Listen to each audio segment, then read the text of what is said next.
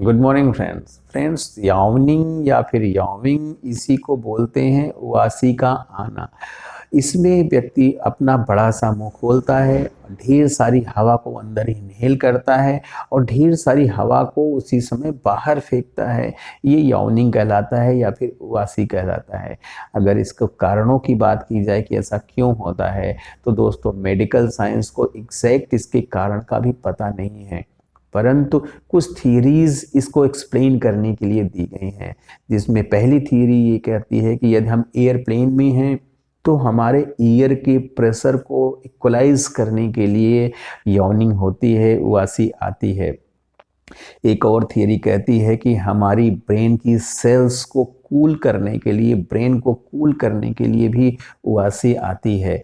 एक थियरी और कहती है कि यदि हम बहुत बोर फील कर रहे हैं, हम बहुत स्लीपी हैं, तो भी हमें ऐसी दिक्कत देखने को मिल सकती है, उआसी आ सकती है। एक थियरी कहती है कि यदि हम बहुत थके हुए हैं तो भी हमें उआसी आ सकती है। एक थियरी कहती है कि यदि कोई हमारे बगल में बैठा हुआ व्यक्ति उआसी ले रहा है, हमारे साथ वाला कोई उआसी ले रहा है, तो भी हमें उआसी आती है या फिर बगल वाले को उआसी आ सकती है।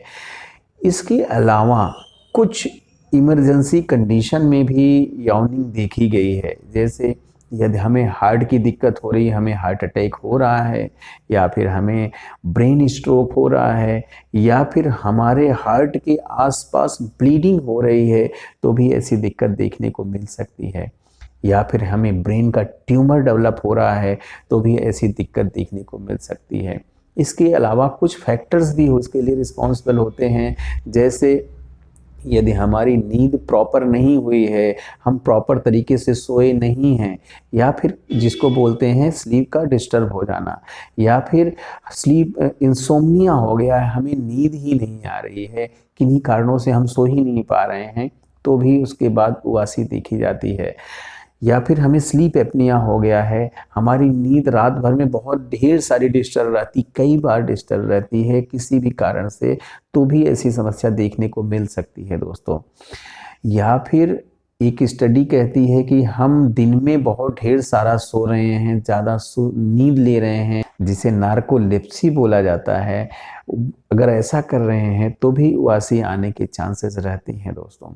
इसको ठीक करने के लिए बहुत ही अच्छी दवाइयाँ होती हैं। इसमें सबसे पहली मेडिसिन का नाम आता है इग्नेसिया, दूसरी मेडिसिन का नाम आता है लेथायरस सटाइवा।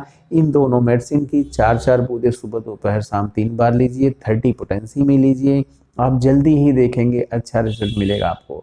तीसरी मेडिसिन होती है चिलिडोनियम। चिलिडोनियम मेडिसिन का मदर टिंचर फॉर्म लेना है। इसकी 10-10 बूंदें सुबह दोपहर शाम 3 बार लीजिए, थोड़ा सा गुनगुने पानी में लीजिए, अच्छा रिजल्ट पाएंगे दोस्तों। Thank you, thanks for watching.